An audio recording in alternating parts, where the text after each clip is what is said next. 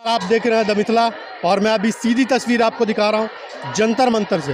ये जो आपको हजारों की तादाद में महिलाएं दिख रहे हैं, ये महिलाएं सारी देख सुनिए आप क्या बोल रही है।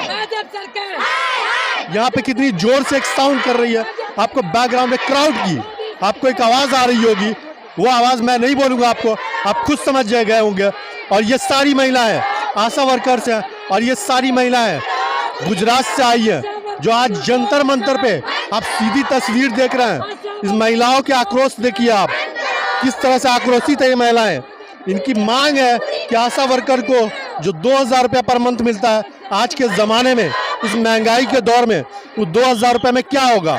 इसीलिए ये महिलाएं बहुत आक्रोशित होकर के आज दिल्ली में पहुंची है। पिछले 3 दिनों से यहाँ पे दिल्ली में धरना दिए बैठी है जंतर मंतर पे। और भी तस्वीर आपको दिखाऊंगा किस तरह से कलेजा पीटती हुई आपको नजर आ जाएंगी। ये देखिए किस तरह से ये अपने कलेजा पीट रही है, सीना पीट रही है। हमारे यहाँ इनको कलेजा पीटना बोलते हैं। और ये आशा वर्कर्स है जो गुजरात से आई है और अपना आक्रोश देखिए किस तरह आक्रोश व्यक्त कर रही है। आज दिल्ली के जंतर मंतर पे हाय हाय चल रहा है।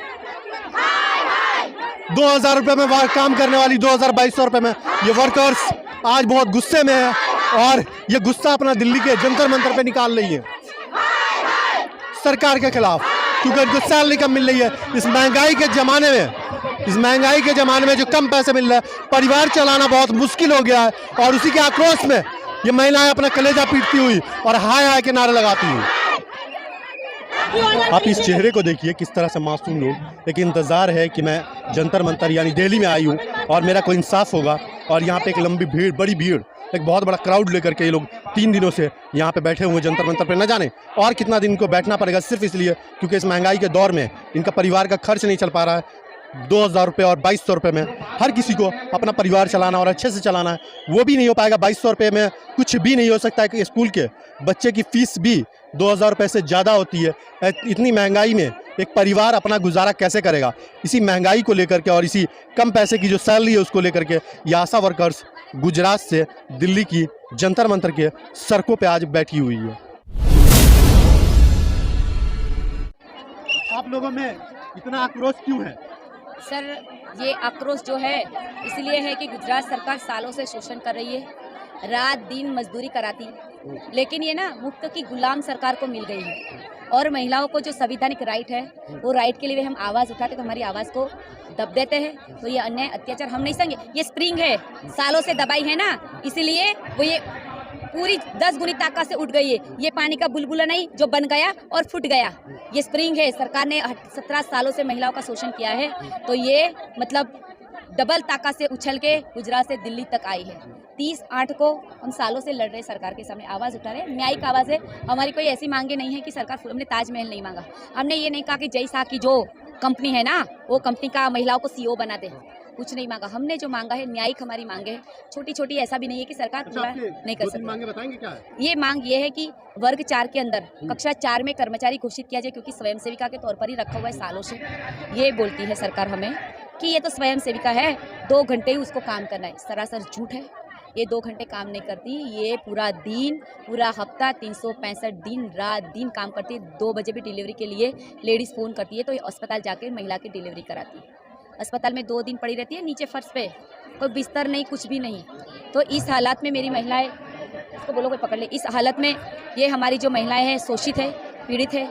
30/8 को प्रोग्राम किया, सरकार के साथ हमारी बैठक हुई, तो उसमें सरकार ने ही हमें कहा कि न्यूनतम वेतन हम नहीं दे सकते तो केंद्र सरकार देगी, वर्ग 4 तो हम नहीं कर सकते, वो केंद्र सरकार करेगी। हमने बोला अच्छा ठीक है, चलो इंसेंटिव प्रथा बंद कर दो, तो बोले इंसेंटिव की पॉलिसी भी केंद्र सरकार ही बनाता है, तो ये इसमें मोदी सरकार हस्तक्षेप करेंगे, उनके हाथ में वो ही कर सकते हैं। तो ना गुजरात से ही हमको बोला गया है, हालांकि डबल इंजन की सरकार है, वो चाहे तो साथ मिलकर गुजरात और केंद्र एक ही सरकार है, डबल इंजन की न्याय हमें दे सकती है। गुजरात मॉडल पूरे देश में फेमस है। आज आप दिल्ली की सड़कों पे, आज देख लो दिल्ली की सड़कों पे है। और रवीश कुमार जी को सुना था हमने कि गोदी मीडिया, आज सच में देख लिया कि गोदी मीडिया ही है। ठीक है, लोकतंत्र का जो चौथा मतलब वो है ना नींव, वो पत्रकारिता होती है। आज हमने ये देख लिया दिल्ली में आके कि लोकतंत्र का जो चौथा हिस्सा है ना वो टूट के चूर चूर हो गए। कोई रवीश कुमार जी जैसा ही बचा है। एक और सवाल है जी, जब आप सड़कों पे आई तब आपको रवीश कुमार याद आया? देखिए, हम सड़कों पे तो गुजरात में भी लड़ रहे हैं, गुजरात में भी सड़कों पर उतरे हैं। हमको दिल्ली का एक्सपीरियंस नहीं है, हम फर्स्ट टाइम दिल्ली में आए। गुजरात की मीडिया नहीं हमारी आवाज़ सरकार तक पहुंचाई है। गुजरात की मीडिया नहीं, सरकार तक हमारे कानों में ये बात डाली है कि इन महिलाओं को आप न्याय दीजिए। लेकिन ये जो मीडिया खरीद के रखा है ना, वो आज हमने देख लिया। वरना न्यायिक होती ना तो आज इन महिलाओं की वो आवाज़ बन सकती थी। वो चाहती ना तो आज मोदी सरकार तक ये जो महिलाएं हैं जिनका शोषण हो रहा है, न्याय की गुहार मोदी सरकार से लगाने के लिए आई हैं, तो वो आवाज़ पहुंचा रही। और ऐसा नहीं कि रवीश कुमार जी को हम भूल गए थे और आज याद करने के लिए आए हैं। रवीश कुमार जी निष्पक्ष पत्रकार हैं, जुझारू पत्रकार है। बाहोशम टीवी के माध्यम से, सोशल मीडिया के माध्यम से उनको देखते हैं, सुनते हैं, इनको विचार को पढ़ते हैं। तो उनके मुंह से ये बार बार हमने सुना था गोदी मीडिया। तो गुजरात में तो हमें ऐसा कोई एक्सपीरियंस नहीं हुआ था, क्योंकि वहाँ तो हमें मीडिया सपोर्ट करती है। यहाँ आके ये 2006 से आशा वर्कर बहनें, आशा फैसिलिटेटर बहनें आरोग्य विभाग में काम कर। देखिए हमारे गुजरात में पोलियो मुक्त किया इन महिलाओं ने, बाल मृत्यु भी इन्होंने कम की, माता मृत्यु भी 0 के बराबर है। सरकार टारगेट देती है, सरकार के जितने भी आरोग्य के संकल्प है वो सारे संकल्पों को इन्हीं बहन पूरा करती है। तो ये जन सैलाब लेकर के जब गुजरात का इलेक्शन सर पे है तब आप आएंगे? देखिए हमारा ये मुद्दा, हमारी लड़ाई कोई चुनावी लड़ाई नहीं है, कोई मौसमी लड़ाई नहीं है। हम सालों से लगातार कार्यक्रम करते रहते हैं। सरकार से पूरी ताकत से हम नारी शक्ति अपनी आवाज़ उठाते हैं। 30/8 को जब हम गुजरात में प्रोग्राम राज्य लेवल से किया था, आनंद फानंद में गुजरात सरकार ने कमेटी का गठन किया और 6 मंत्री, मैं मीडिया के माध्यम से नाम भी बोलूंगी, आप पहुंचा दीजिए ये बात।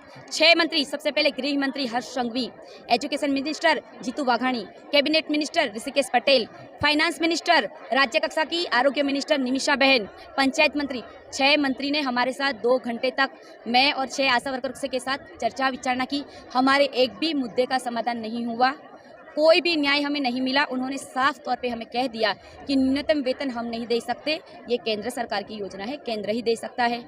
इंसेंटिव को हम बंद नहीं कर सकते, मोदी सरकार से ही इंसेंटिव की पॉलिसी बनी है केंद्र से, तो वो ही बंद कर सकते हैं। क्लास 4 में वो ही ला सकते हैं। हमने बोला 180 दिन की मैटरनिटी लीव दो, क्योंकि ये महिलाएं पूरे गुजरात की प्रेग्नेंट लेडी का ख्याल रखती है। खुद सर प्रेग्नेंट होती है ना तो लास्ट महीने तक काम करती है। तो काहे का ये विकास है, ये काहे का नारी सशक्तिकरण की? वो प्रेग्नेंट है और लास्ट महीने तक काम करती है। तो ये मांग कोई बड़ी मांग है क्या? इसको पूरा नहीं कर सकती सरकार? क्या मैटरनिटी लीव देना सरकार का कर्तव्य नहीं बनता? ये देश किसी की प्राइवेट प्रॉपर्टी नहीं है, प्राइवेट लिमिटेड कंपनी नहीं है, देश संविधान से चलता है। जब वो नेता बनते हैं ना तो संविधान की शपथ लेते हैं और संविधान के अंदर सारे राइट महिलाओं को दिए हैं, तो संविधान का पालन करने की जिम्मेदारी इन लोगों की है। देखिए हमको तो गुजरात सरकार ने कहा कि आप दिल्ली जाइए और ये दिल्ली से ही आपका हो सकता है, तो हम तो मोदी सरकार से ही न्याय लेने के लिए आए हैं। बिल्कुल, वो मोदी जी हमारे गुजरात से हैं, मोदी के गांव से भी महिलाएं आई हैं, बड़नगर से आई है, महसाना जिले से आई है। मोदी जी बोल के गए थे हमको कि आपको कोई तकलीफ हो तो सिर्फ हमें पोस्ट कार्ड लिखना। अरे पोस्ट कार्ड नहीं, हम तो यहाँ हाजरा हाजुर माँ जगदम्बा, ये नवरात्रा चल रहा है, खुद मोदी जी नवरात्र में है। गुजरात मॉडल जो आप देख रहे हैं, मेरे बोलने से नहीं होगा, ये लाइव डेमो है, देख लीजिए आप। ये गुजरात मॉडल है। गुजरात में आज जंतर मंतर पर धरना करने के लिए नहीं आते, शोषण हो रहा है, आवाज़ को जितनी दबाएंगे उतनी 10 गुनी ताकत से वो चिल्लाएगी। देश में महंगाई, भ्रष्टाचार, बेरोजगारी को लेकर आम जनता सड़कों पर है और मुख्य मीडिया जो है वो सरकार के महिमा मंडल में लिखी है। यहाँ पे भी आप देखेंगे तो मुख्य मीडिया नदारद नजर आती है, उस पर क्या कहना चाहिए? देखिए हम तो मीडिया से यही कहते हैं कि आप अपना जो पत्रकारिता का जो धर्म है उसको निभाएं, आप देश की आवाज़ बने, देश के विकास में, देश की जनता के विकास में अपना योगदान दें, न कि अपनी चैनल का विकास, न अपने खुद का विकास। ये हम कहना चाहते हैं। जो सरकार बेटी बचाओ बेटी पढ़ाओ का नारा दे रही है वो सिर्फ नारा ही है।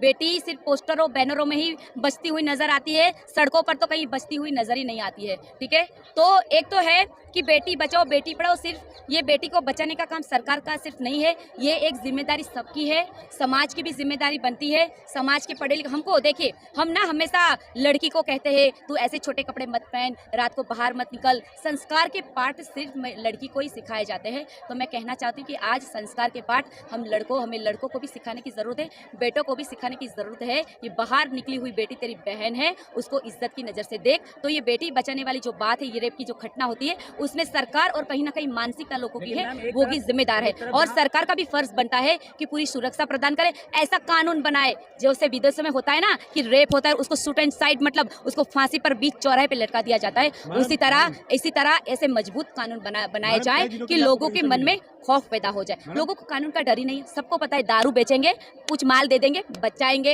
रेप कर लेंगे, फिर पैसा खिला देंगे, बच जाएंगे, तो कानून का डर नहीं रहा। यहाँ पर परमिशन मिली हुई है? देखिए सर, हमको तो आज के दिन ही परमिशन मिली हुई है। आज के दिन? हाँ, लेकिन हमको यहाँ किसी ने सुना नहीं, ना मीडिया के माध्यम से हमारी आवाज़ सरकार तक पहुँची है। फिर क्या करेंगे? ठीक है, तो देखते हैं सर, कुछ तो करेंगे, क्योंकि अब यहाँ ऐसे बैठे रहे या फिर इतने दूर से महिलाएं आई है तो हम चर्चा विचारणा करेंगे।